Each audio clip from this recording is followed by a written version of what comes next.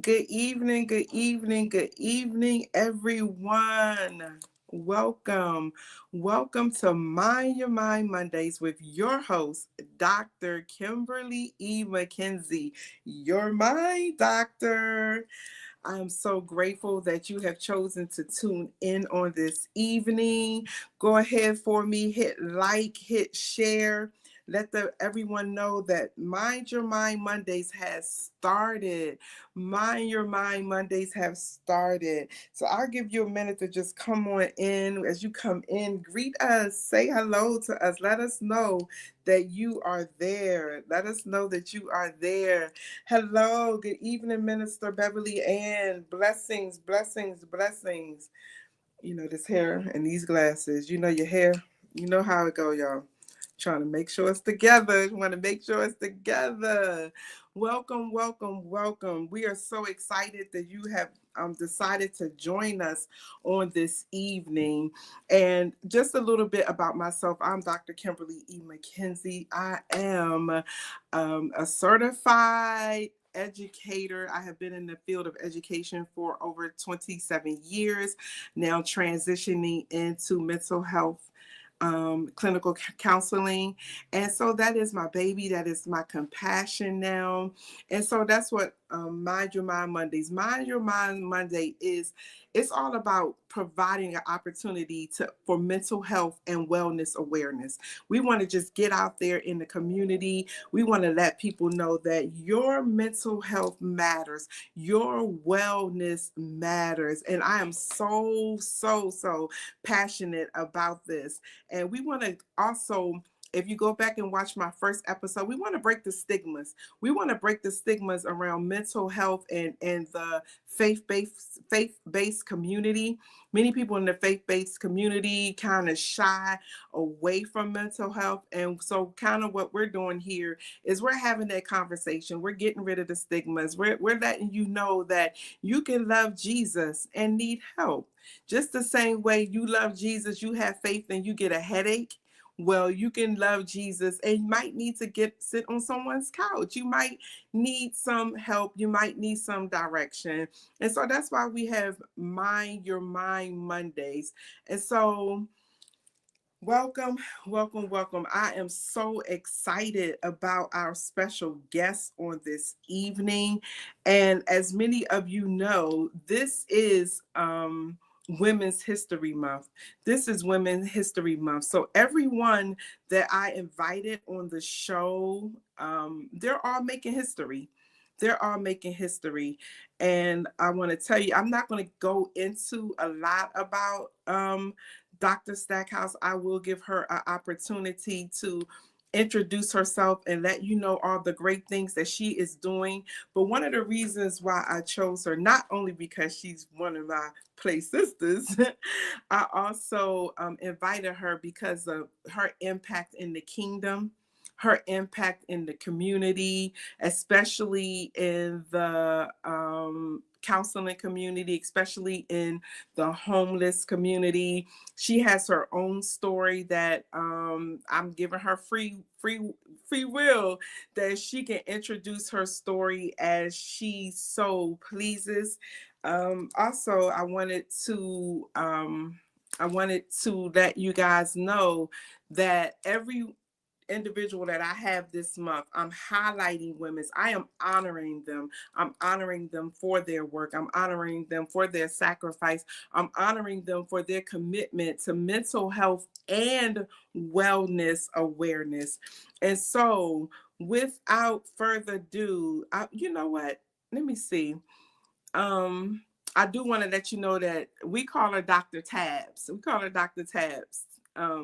But we want to let you know that she is also known in the she is also known as a counseling psychologist, a licensed clinical professional counselor for the state of Maryland, and she's currently seeking multi-state licensure in DC, Pennsylvania, and the state of Virginia. Her passion for ministry is outreach, and the passion extends to the marketplace where she has been serving those experiencing homelessness and mental health concerns in many different capacities for the past 25 years. And without further ado, I am going to introduce our next guest, Dr. Tony Stackhouse. Hey, Hello, welcome, welcome, welcome. Look, I could not read your entire bio. It's I this know, I know, long, I know, this I know, long. I know. I struggle with condensing it because it's like you want to hit salient points, but then it's like Yeah. you don't want to leave things out because it's a whole lot of stories. So you know that. What, Doctor Tabs, Doctor Tabs, if you will, Yes. tell us a little bit about yourself. Okay. I am married. Everybody know I'm married to the Samuel Andrew Stackhouse III. Many know that I am a caregiver for him. I'm also a mom of a 37 year old who is about to graduate from law school, and Yeah. I'm most excited about that. Yes. And I have two grandsons. Excited about that as well. And as you said, I am a counseling psychologist, and I have my own practice. We have an office in Bel Air, Maryland, and we are excited to announce that we're in the process of opening an office in Owens Mills. Yes, I was So excited. excited about that. I was excited because Friday, so last week on Monday, when I got to the office and all of the furniture and everything was there, I was so overwhelmed. I had a little emotional moment because it felt like, oh my God, this is a lot. But by the end of the week, I had signs and I was ecstatic. So it's a process. We don't necessarily like the process that the things we have to go through to get to the end of a thing. But Hmm. there's for everything you do is a process. When I announced on social media that I had got the keys, I'm like, keys are exciting, but it's a lot with keys. It's a lot of responsibility. It's a lot of weight with keys. Yes. So it's exciting, but listen, bills got to be due and all of that. So it's like, it's a lot. It's a lot. So tonight, you and I are going to be talking about trauma. Yes. That is actually my certificate. That's my area of concentration and focus in my clinical mental health and counseling program. And that is also one of your areas. And so I wanted you to talk a little bit about trauma. Tell us a little bit about your experience with trauma, and how you got to where you are today.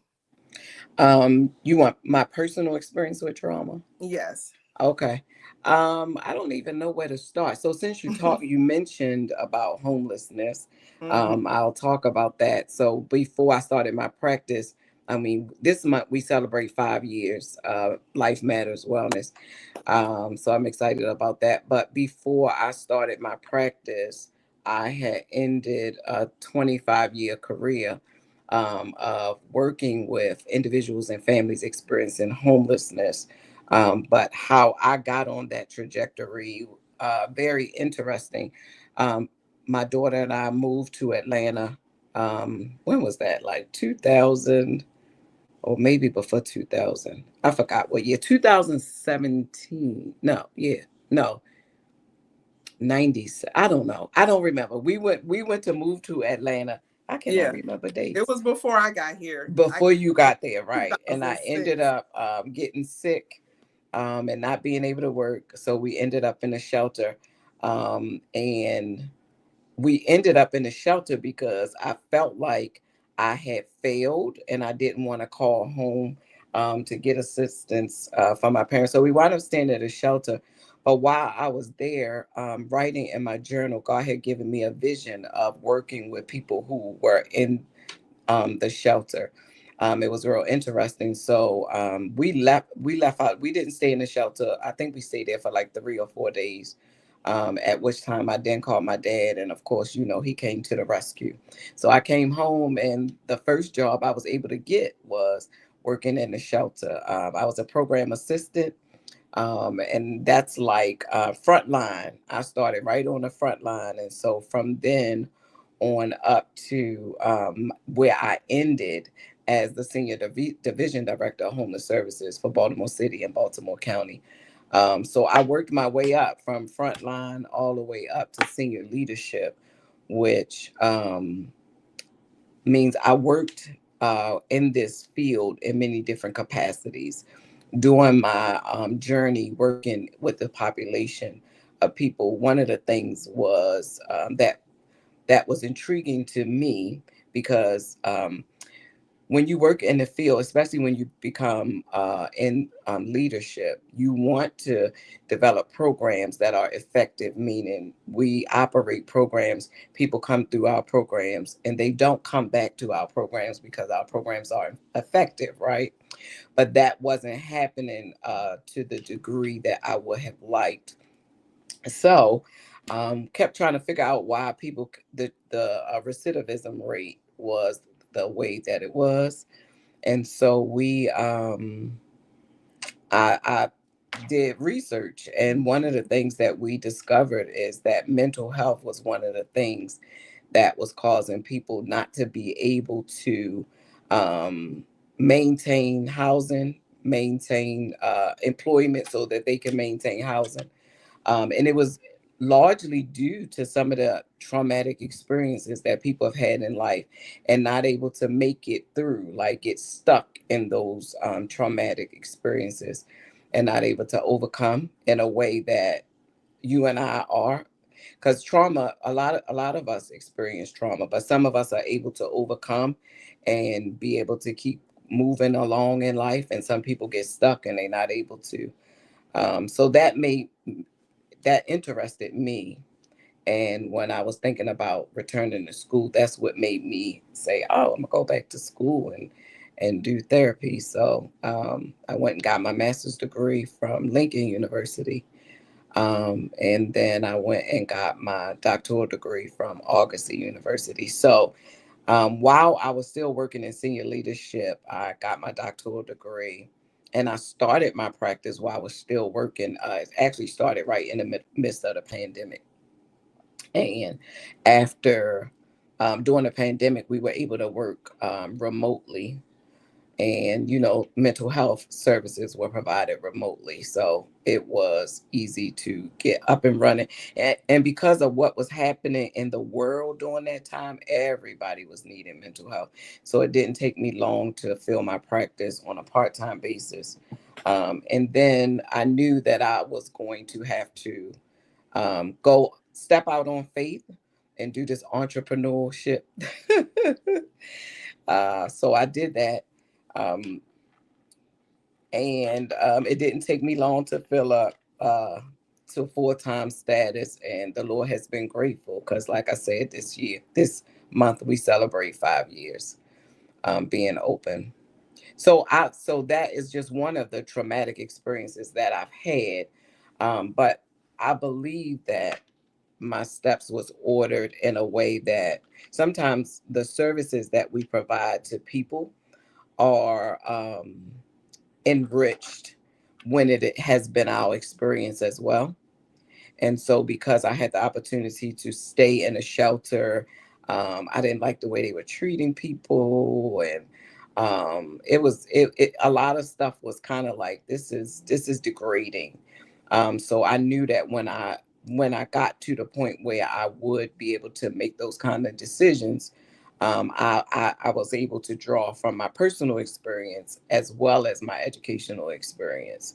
So that caused me to do really well in the field, in my career, because of the passion that I had for it. Out of so we think about trauma from a negative perspective, but if we deal with it in a way that it should be dealt with, something positive can come out of it. Yeah, that's good. I know this weekend I just had my child child trauma intervention classes, and we were just talking about different types of trauma. We were talking about complex trauma, and having said that, what are some of no, my bad. I wanted to ask you about what are some of the most common types of trauma that people experience? It really depends, because you and I could go through the same thing, and you might consider it traumatic, and I might Mm-hmm. not. So it really depends. It depends on what your experience is with it. Like some people experience divorce, Mm-hmm. and even though it's challenging for them, they wouldn't consider it traumatic, where there would be Mm-hmm. some people that would have that same experience and it's just a traumatic experience. It really depends. That thing could be traumatic for both the parents, and it could be traumatic for children, right? Mm-hmm. You think about when you break families up and children have to move, and then you have instability as it relates to, or you create an instability when children have to move and they don't get to live the same way that they were living when the family was together. So that could be traumatic for children, and it could be traumatic for the adults. It just depends. Trump You determine whether your experience is a traumatic experience based on your ability not to cope with it. Like Mm-hmm. sometimes it's challenging going through some experiences, and you struggle to find ways to cope with it, and that's Mm-hmm. what makes it traumatic. That's what makes it traumatic. Yeah, Yeah. We were it's even distressing, it's stressful, and you find it difficult to cope with it. yeah, we were talking about we talked about all kind of stuff this week in terms of trauma in children, and just about all the things that they were telling us about. You can also use it for adults as well. Absolutely, And, absolutely. and I've known this before even entering my program, but like grief, like you talked about divorce, and sometimes people believe that grief is just when you lose someone to death, but don't You even could lose a do job, it for a and that's true. job, Yeah, agree. divorce, You a could lose friendship. property. I have a client that had a fire. It was a total loss, Mhm, and there's a lot of grief there. You people don't even um, understand how aging you can grieve, right? yeah. People who retire and they leave the work field, and now it's like I'm leaving one section of my life for another part of my life. What does that mean? Mhm. um so you could grieve over a lot of things. A lot of people were grieving during a pandemic for Ooh, various reasons, yes. right? Think about the people who had to were not able to be with their loved ones when they were transitioning. Mhm. We always think of grief related to death, and we do have to think about it. We have to broaden our understanding of what grief is. It's simply loss, but it could be loss of anything. Mhm. Mhm. When you talked about transition and like going into retirement, it this has been maybe about 5 years now that I just was listening to the news, and they were spotlighting a pilot, and he had been flying for like 20, 30 years or whatever, and he was now retiring. And he talked about, it was traumatic for him because that's all he knew. And then walking through the airport with the uniform on, the different type of respect that he got when people come on a plane, everybody wants to go see the pilot. They want to go into the cockpit. And he was Hmm. talking about how depressing, and like he started going to depress through depression. And one of the things he said was that he planned for retirement, but he didn't plan for retirement. So people plan for retirement, they don't plan what they're going to do for it. Mostly people just save, save, save. Or I'm saving for retirement. I want to travel. I want to do this. Now that you travel, all of that's out the way. Now what? And so even then they were saying that like now is going to be a time where you're going to need a lot of exit therapists, like for people who are retiring and helping them cope with the loss of something they've done just about all their lives, or just transitioning out of something that that's all they know, that's all they did. He said for months he will wake up and just go walk through the airport, but that made him even more depressed because he Because didn't he have his wasn't doing it no uniform more. on. Yeah. And some people recognized them, but most people didn't. He got more recognized even though people didn't know him while he had that uniform on. And We so have to think about it. A lot of times what we do for a living ascribe meaning and value to us. So if mhm, you take that meaning and value away, then what do I have? Especially if I am consumed with what that is. And that's why we got to make sure that we understand who we are outside of our roles, because a lot of us operate in many different roles. mhm, So you gotta know who you are outside of those, because they could change. Think about what's happening now with a lot of government workers who have ooh, lost their jobs. Some people are still very anxious and afraid that they might lose their job in the coming days. And it's going to cause people to have to pivot, because these are people who worked for the government for many, many, many years.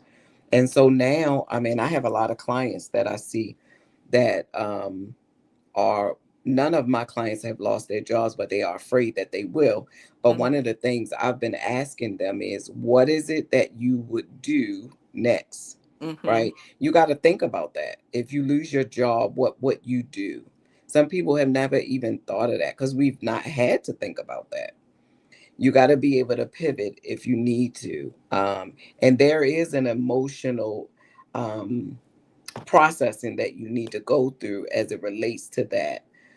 But we can we definitely have to pay attention to that, and help people with that, because that's going to be a lot. That's going to be happening to a lot of people. Yeah, I'm taking a class now called Lifestyles and Careers. And it just really opened up my mind to the fact that people need direction. People don't know how to make the connection between their passion and their skills and then a career or being able to work. And so we Or ourselves, being able to make a living, and you yeah. can make a living doing a number of things. I was talking to one of my clients who worked for the government, and she had in the past a baking business that did really well, but she kind of did it as a hobby versus to make a living, because she didn't have to. And I told her she might want to um, reconsider that, Mhm. so that that could be something. And don't wait until you lose your job, but that might be something you might want to resurrect now, so that if the time comes, it's already in place.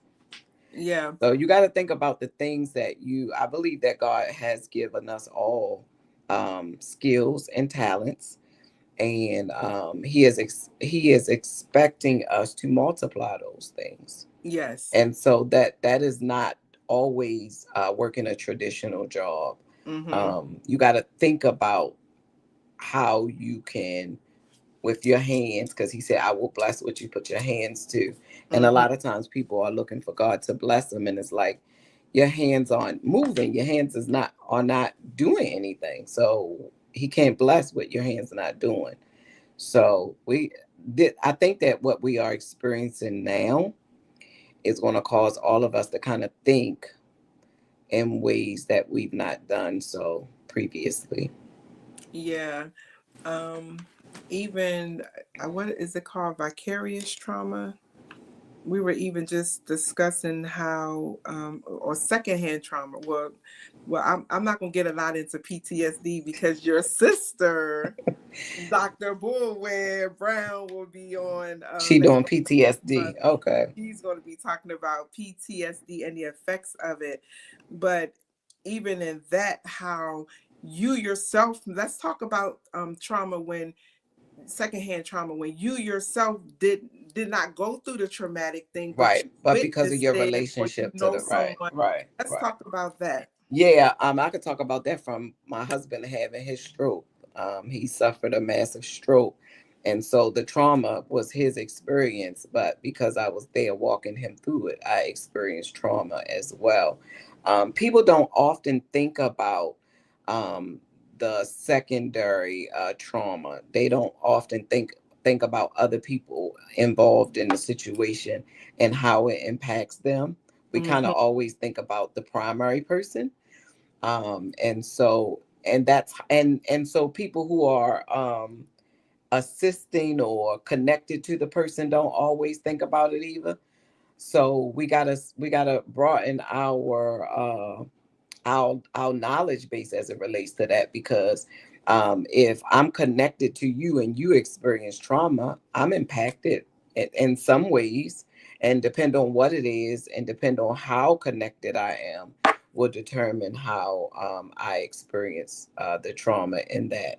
And it can be just as Mm-hmm. um, harsh as it is with As the if you primary went through person. it yourself. Yeah. Absolutely, Yeah. absolutely, absolutely. I wanted to jump back for a second. We have Donita Seals, Washington. Hello, Donita. Hello, Ursula. Hello, Regina. Welcome, ladies. Donita just was made a comment to the fact that she's been trying to get her mom to retire, but she just said it never occurred to her that her mom might be dealing with some kind of mental Listen, effect. y'all got to think And this about is this. What real. does this mean? Like, you got to think about the stages of life, right? When we get to retirement age, what does that really mean? That means that I'm on the declining side of life, right? Mm-hmm. And none of us, it seems like, it feels like if I keep going as long as I can, then maybe I can prevent myself from going in that way. Mm-hmm. We can prevent a lot of things. We can't prevent ourselves from aging, and but think about the people who do, because what does that mean? I'm getting to a place and a time where I'm not going to be here that much long. I'm not going to be here as much as I've long as I've been. Think about Right. it.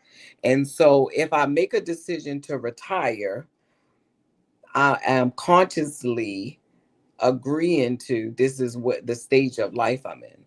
And Mm-hmm. so for a lot of people who are retired, they are depressed. They Yeah. are. It depends on what you, that's why you got to have a plan. People always talking about what they would do when they retire. And that's some of the things I ask people when I do coaching with them, especially when they are of age. It's like, so what did you see yourself doing in retirement? Like, what did you see yourself doing? And a lot of times people didn't see themselves doing anything, because Mm-hmm. sometimes we want to avoid even thinking about that part of our lives Mm-hmm. because of what that means. I told you everything has meaning and value to it. Mm-hmm. And depending on what we ascribe to that season of life will determine. There are some people who are very excited about retirement. I've seen some people because they get to Your do. sister. I know. Look, before her time, she is excited about retirement. Um, but she has a plan for She has a retirement. plan. She has a plan for retirement. And so, and she plans to retire when she's still really young. Yes. So she'll be able Too. to do a whole Mm-hmm. lot of things. So it is, I think it really is about having a plan and being able to have somebody to talk it through, like process it through. We Yeah. can't like ignore that these are real feelings, like fear. I'm having fear and anxiety about retiring because of what that means. Like having somebody to be able to process through that with, being Yeah. able to just sit and talk to somebody about what you will do with your life in the next season of your life. Yeah. And then also, that money piece. But I'm gonna save that for Mind Your Mom Mind Your Money Monday. Um, I'm gonna say this, and then I'm gonna move back to trauma again. Even though all of this is how trauma comes into play, it's I'm almost at the retirement age, and I have 27, 28 years in teaching. So it's 30 and now, or used to be age 59 and a half, and now they upped it to like 62. And so, Because whenever they change that age nationally, they change mhm, it. Hmm. yeah. So what happened was I decided to pursue my first love, and my first love was counseling. But I mean, you can know some of the story. I went to Messiah and flunked out. So, it was like and counseling was that, it's psychology actually. Psychology, there was a lot of reading, a lot of therapists, and I would always fall asleep, read the same paragraph 100 times. And education was something I wanted to do as well, because I am who I am today because educators invested in me. Teachers absolutely love me. They took towards me. I'm friends now with a lot of my elementary up through high school teachers. And so now my retirement plan from education is the transition into counseling. And so my goal is, all right, we're going to do this. I still, I have next year, I'll graduate next year. I'll start my practicum this summer and my internship next year. And I'm like, we'll do this 7 to 10 years, and then we'll be ready. I'm not ready yet. I'm not ready to let it I'm go not either. yet. Me and my sister, I, we have this joke. She's ready. I'm education, not. I I am. feel like I'm just getting started. So, Well, and you it are. could be because I We did we're late bloomers. something else for 25 years, and then now I'm doing this. So I You feel and like I I'm are just late getting bloomers. started. We're late bloomers for this film. But what I wanted to ask you is, can you talk about what are some of the signs that someone may be struggling with unresolved trauma? Yeah, so unresolved trauma causes people to get stuck in life, like they're not Mm-hmm. able to move in a way. Like sometimes people aren't able to go to work. Sometimes people aren't able to take care of like their basic needs. They're not able to care for their families. So some of the signs that you watch out for is people change behavior patterns. That's always going to be an indicator when people change behavior patterns, and they are not themselves in the way that you know them. You want to check for them, Yeah. ask questions, try to find out what's what. And if you know that they have experienced, that they have gone through something, then that's when you really provide support so that you can help them get some assistance. Yes, yes, yes. Um, that's and I was going to go here too, but I need to ask the question: what would you recommend to someone who is helping someone who has analysis paralysis? Wait a minute, say that again. What would you recommend? What would you recommend to someone who is helping someone that has paralysis analysis? Yeah, the advice really would be for them to get some assistance. Like when it gets to the point where it impacts function, that's when you Mm-hmm. need to get clinical assistance. Like sometimes, I mean, you talked about us being spiritual and praying and our relationship with God, and that's good, but we have to do the clinical things to go along with, like don't do not pray, but Mm-hmm. seek clinical help, especially Mm-hmm. when it gets to the point where it's hindering your ability to live life in the way that you've lived life. Right. Right. Because that question kind of led into my next one, was how can someone begin the healing process if they feel stuck or overwhelmed? So the question is, first they have to recognize it. They have to recognize it. And then once they recognize it, then they need to seek help, whatever that is.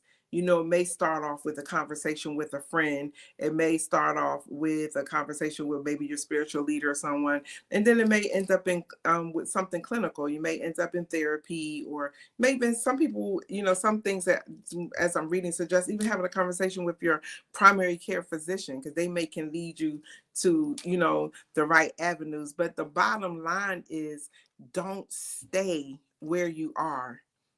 Do not stay where you are. Help is available, and everything does not cost. Yes, there's some things that cost. We even talked about it, and even Danita brought it up on our, was it last, I think last week's episode, about EAP. Our jobs, those of you who Absolutely. have just about every job now since COVID offers EAP, which means Yep. you can reach out to that department, let them know what your struggles are. One, they can help you come You up. don't even have to tell what your And struggles two, are. You eh, just seek, because some people do not seek help because they don't want people to know their business where they work. And as it relates to EAP, you don't have to tell people why you need EAP. You just seek the number. Hopefully, they have the number where you don't have to, somewhere in your like employee handbook or somewhere on their website, where you don't have to ask anybody for the information, because that's supposed to be confidential. yeah, well, when I called mine, I was just like this. Hello, my name is, I need help. I work in a toxic environment. I've never worked in this environment before. I need help. You funny.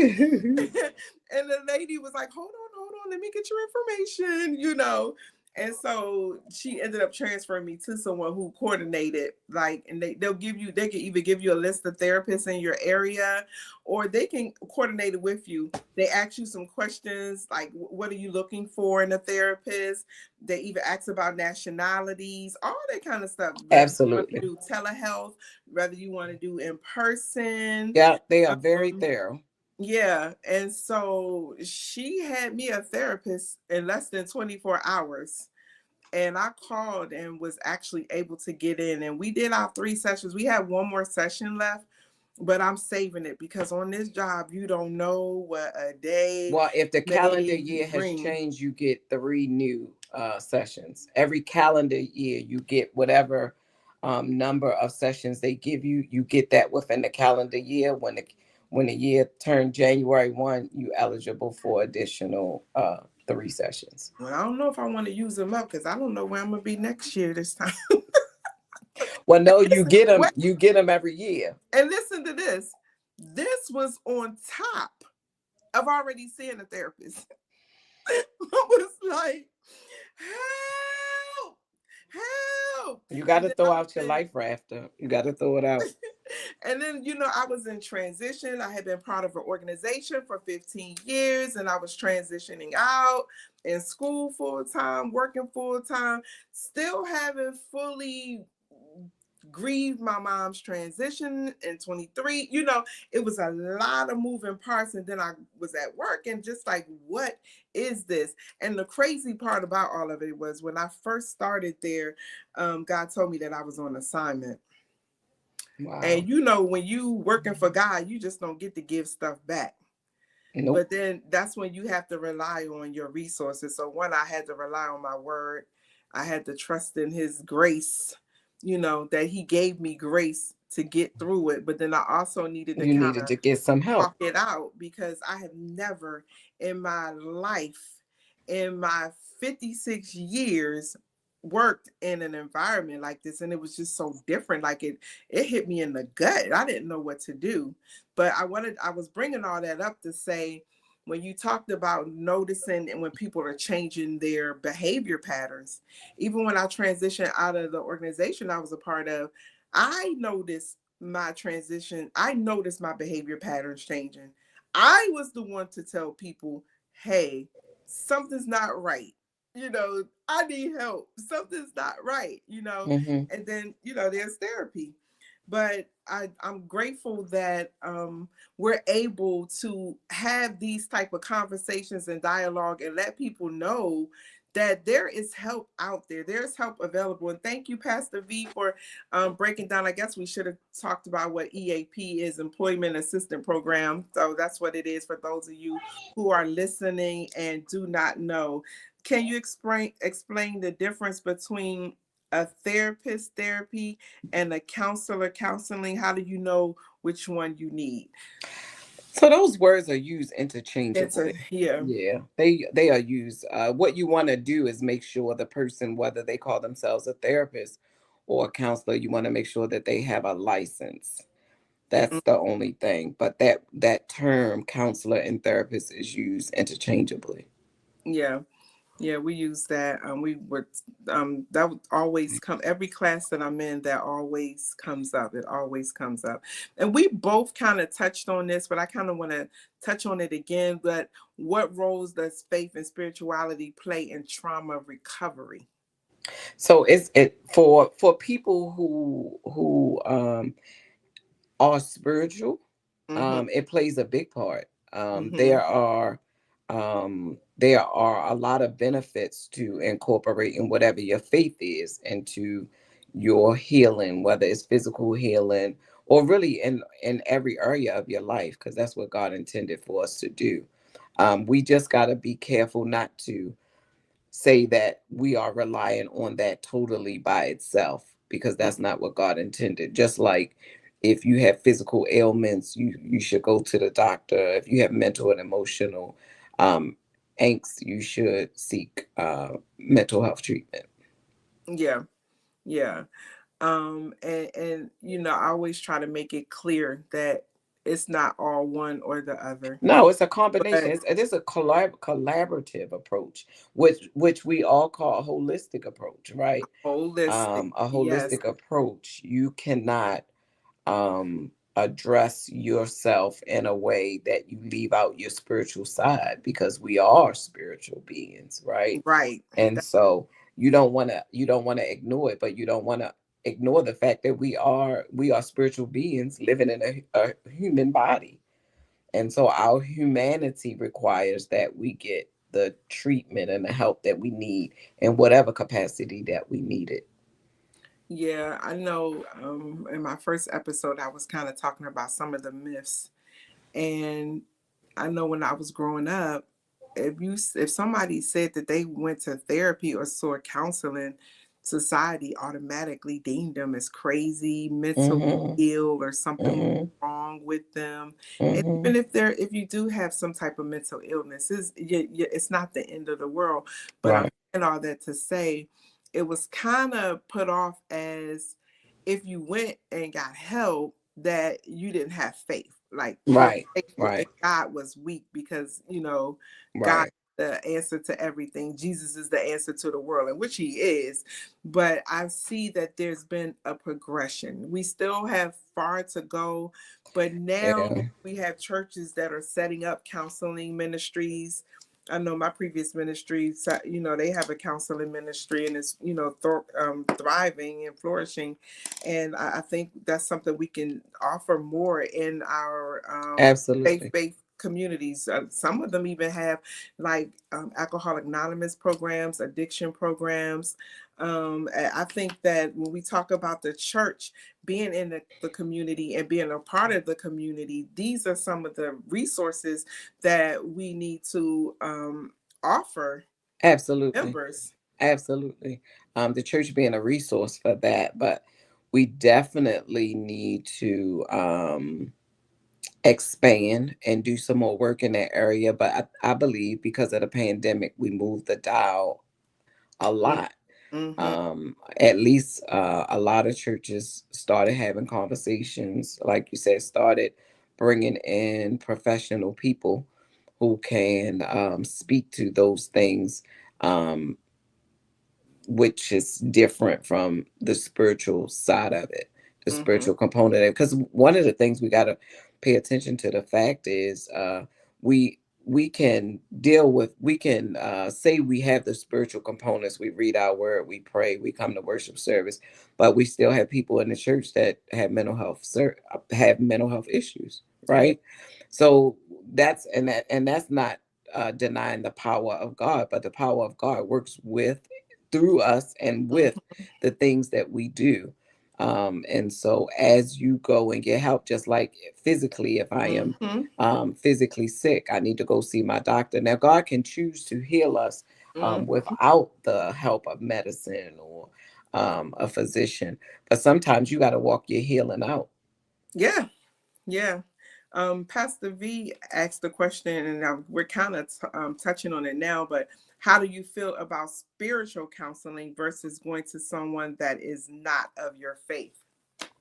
I think that's important. And that's one of the things I do advertise, that I am clinical and spiritual. And I say to people, the people who come to me as believers, they're going to get the best out of me, because that's the gift that God has given me, to be able to provide it in a way that I am incorporating the spiritual aspect of it. But I do have people who come to me that are not believers, and they're going to get the clinical side, right?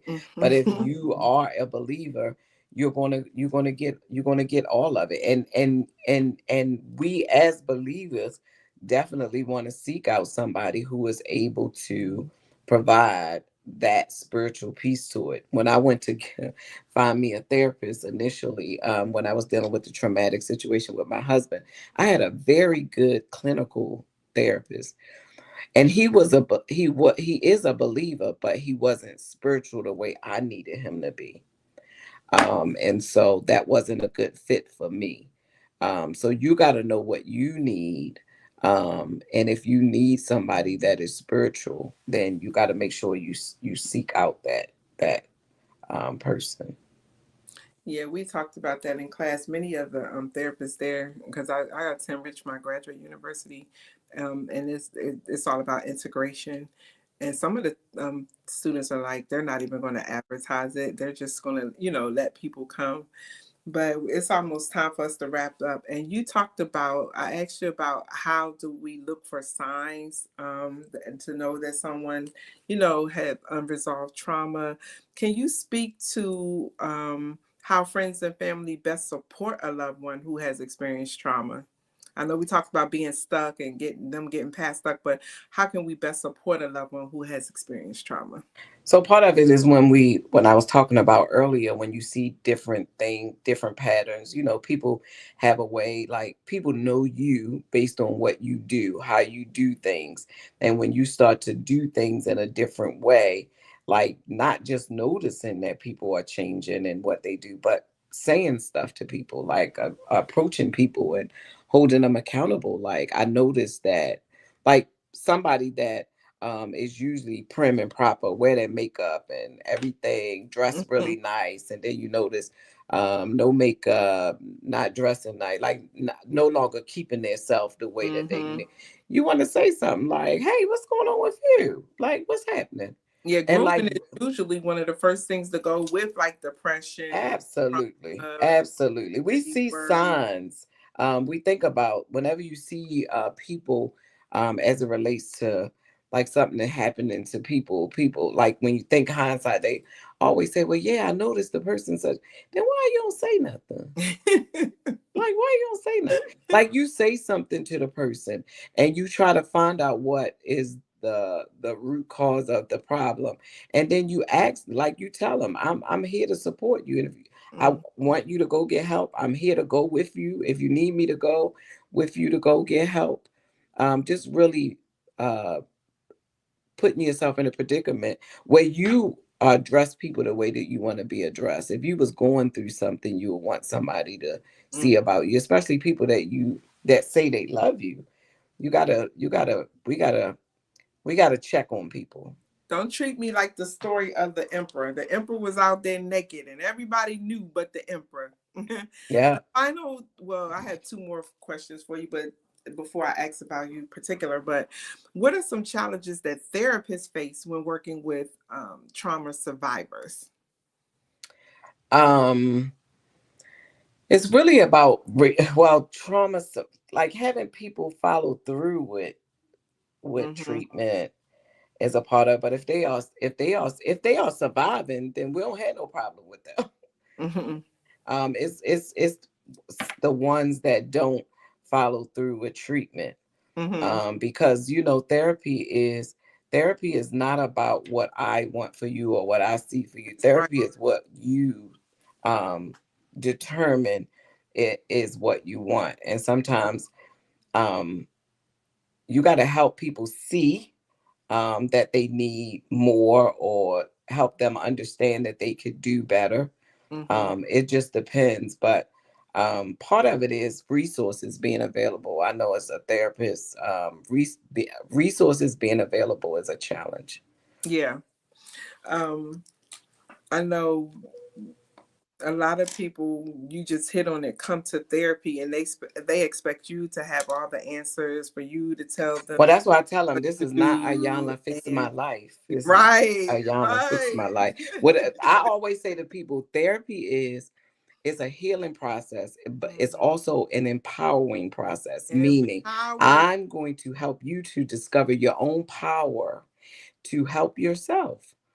Like, I'm going to help highlight what your strengths are, those things that you do really well, Mm-hmm. and help you even to understand those things that you don't do well, so that you know how to cover those things. So therapy is an empowering process. When you walk out of a That's right. therapy session with me or a season with me, you're going to understand what your skills are. You're going to understand your ability to help yourself navigate through experiences that may be traumatic, right?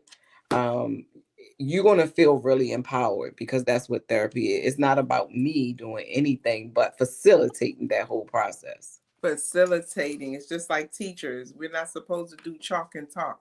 We're supposed to facilitate and allow Yeah, you. you're just I see you. facilitating that. You. I'm Yeah. facilitating the healing Yeah. process, but I'm Yeah. helping you to Love it. discover what's in you, what is already in you, for you to be able to heal and go through your process. As we begin to wrap things up, Dr. Tab, what Yeah. one piece of advice you would give to someone struggling with trauma right now that we have not discussed? Like beyond the point of, okay, you need to get help, you need to talk with someone. What could you say to them right now that would encourage them, that would empower them, that would get them to start their healing process? Part of it is I'm gonna just say this, and it seems to be very simple, but it's not. I really would just tell them, just breathe. Mm, One of the things that God has done, one of the miraculous things that God has done, and we don't always pay attention to it. I remember having traumatic experiences and calling my mother, and my mother would just say, just breathe. Because whenever you in a traumatic situation, you are never breathing the way you're not breathing normally, right? You mm-hmm. are breathing shallow breaths. And we need to take short, deep breaths, use the full capacity of our lungs, and it causes us to be calmer. It causes us things in your body to be restorative. God causes, He created in us the breath so that we can be restored. So I really would just say, just breathe, to slow Just down and just breathe, so that you can focus and pay attention to what's happening around you, what's happening in you.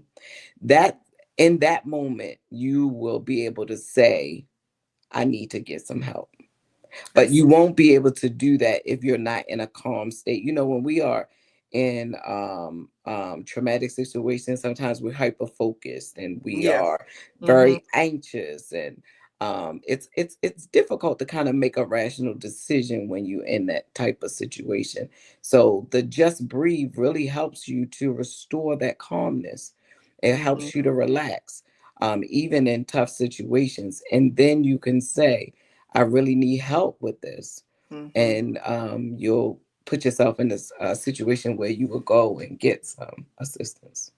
That's good. That's good. I know this doesn't have to do with the just breathe part, but we were talking about like dealing with a child that has anxiety, anger, and all of this, and how when they're there, you don't go there with them. No, you bring You them land the down. plane. You gotta land Yes, you bring first. it down. And what One you of the saying? things you got to do is talk calm, talk low, that helps to bring kids Mhm. or adults down. Right. Like you, sometimes when kids are upset or adults are, then we go and what's the saying? I match energy. I don't match energy because you're not gonna have control over my energy.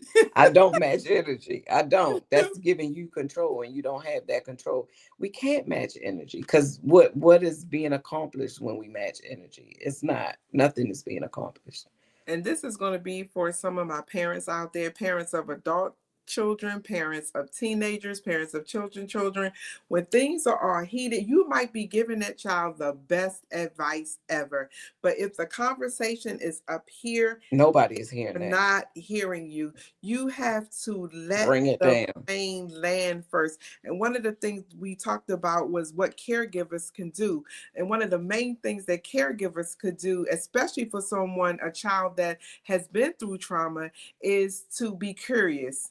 The child comes in the door slamming, slams the door, drop the books on the floor, stomp up the stairs. You know, for us as parents, the first thing we're gonna be like, "Who door you think you slamming? You gotta come back down here and pick these books. I know you're crazy stomping up and down my steps." Not knowing what this person is going through. Right. You don't know what just happened at school or whatever. So we gotta land the plane. We gotta land it first. Having a bad day, is something going on, like you said, using that low tone voice, that soft voice, but that's not how we are as parents. It's like, you done lost Look, your how dare mind you over come in the here. house like that? As if kids can't have a bad day or they can't have experiences that cause them to be there. They can, and they need a safe place to land at. Yeah, and as parents, we need to be their safe place, because if we're not, they When will go and they find will find another place that streets. might not be safe, but it might feel safe to them because they don't have anywhere else to go. And that was a tidbit, y'all. That was a quarter in the meter. And so as we wrap up, Dr. Tab, you're doing so much. I know you have several events coming up this year. I know you have some books, all of that, and you're taking clients. So how can people contact you? Let people know what you have going on. Any products or resources that you have for them? So yes, our so my website, I think it's gone now, but it is www.lifematterswellness.com, and you will find all of our events. We do an event with caregivers. We do an annual caregivers retreat, and that's coming up in November. And we try to have it where our caregivers um, pay minimal to attend.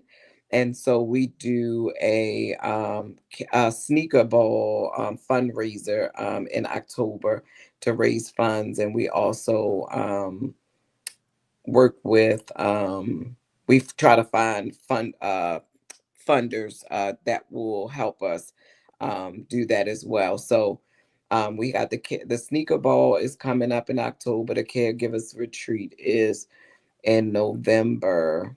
And books, I have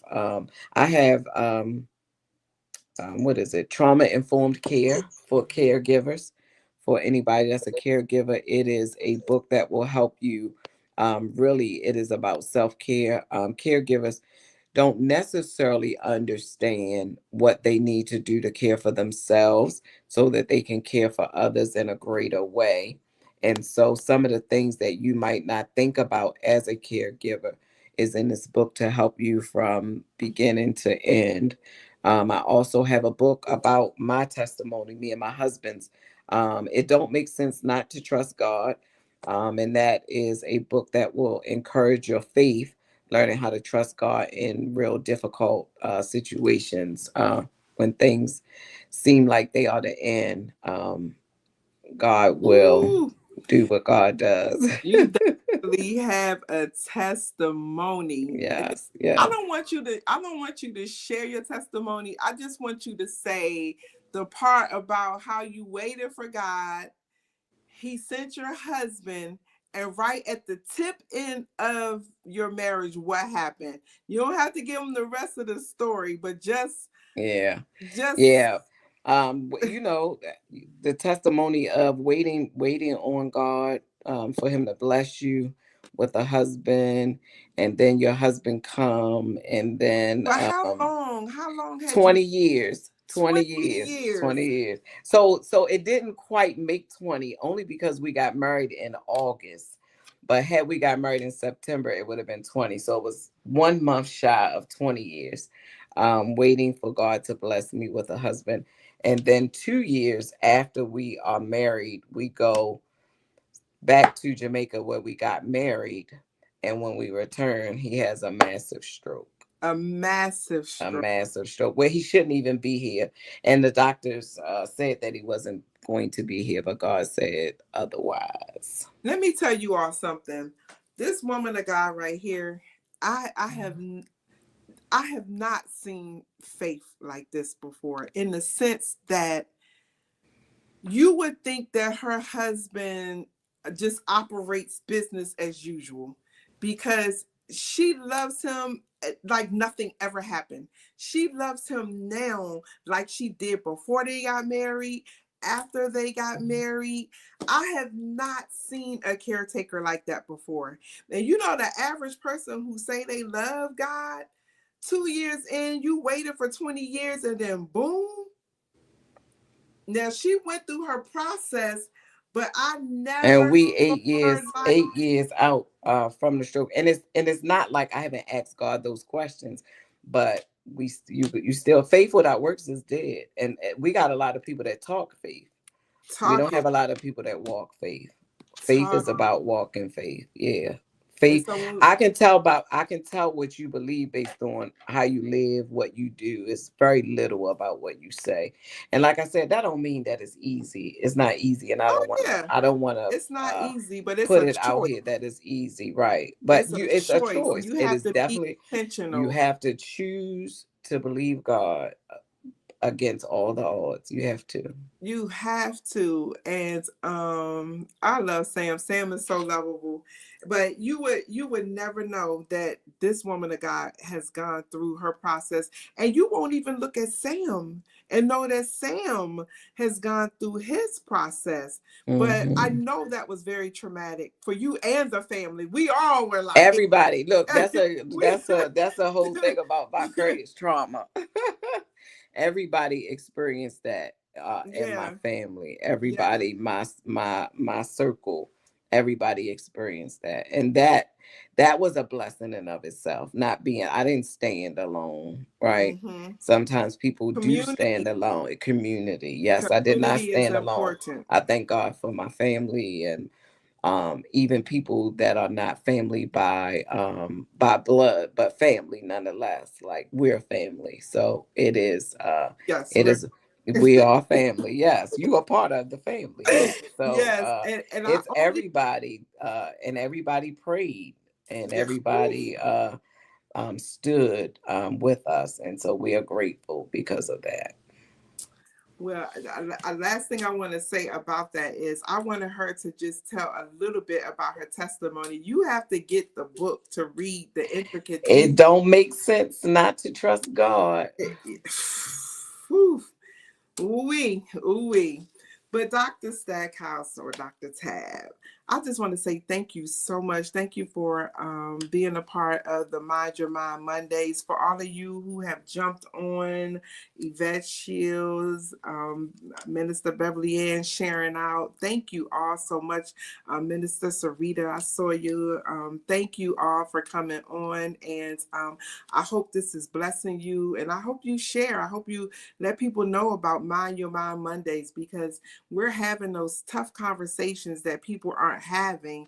And we want to make sure that people are aware, not just about mental illness, mental health, but also about wellness. And one of the things I did not get into, but she kind of talked about it on the back end, is you have to take care of yourself. You have to, especially if you are a caregiver or you're in certain professions. We all, everybody, we all have to take care of yourself. Find out what works for you, what you like, and where you can go, or what you can do that kind of pulls you away from the norm or from the stress or whatever it is that you're dealing with. That is so important. So, so important. Amen, Yvette. Believe God.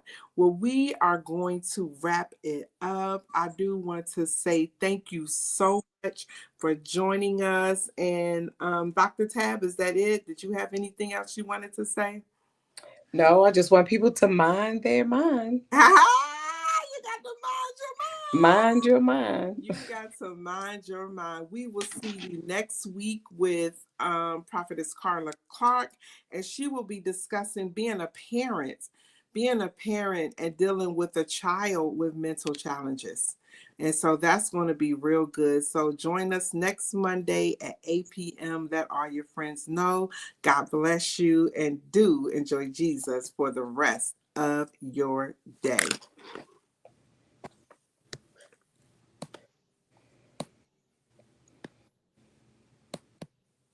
All righty. My thing's not trying to play. I was going to say you didn't stop it. Huh? No, I haven't stopped it yet. I have was trying to play my video.